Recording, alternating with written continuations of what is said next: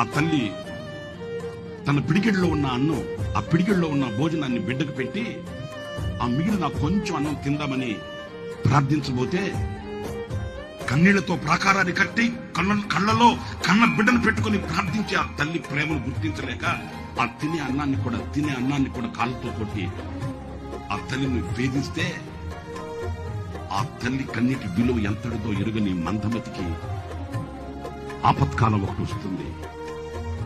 అదే చేతికి రావట్లేదే, మనసులో గాయాన్ని రేపుతున్నాడే అని ఆ తల్లి విడిచిపెట్టదే. ఆ తల్లి గుండెల్లో పొగసగలు కక్కుతాయి. ఎందుకంటే నవమాసాలు మోసి కడుపు చించుకుని కన్నది కనుక ఆ కన్న తీపి కన్న తల్లి గుండెల్లో వేదనలు మిగిలిస్తే కళ్ళల్లో నీళ్లు కారుతాయి. కన్న తల్లి కళ్ళల్లో కారే ప్రతి నీటి పొట్టు గుండె పగిలిన బాధకు నిదర్శనం.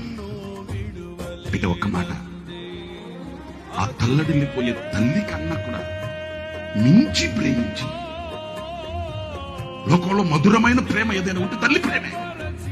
ఆ ప్రేమ కంటే కూడా మించి ప్రేమించి గాయపరచిన వేళ కన్నీరు కార్చి గాయాన్ని రేపిన కషాయవాడని ఈ కషాయ లోకంలో కత్తివాతని పెట్టకుండా కరములు చాచి ఆహ్వానించి గుండెలకి హత్తుకున్న ప్రేమ యేసు ప్రేమ.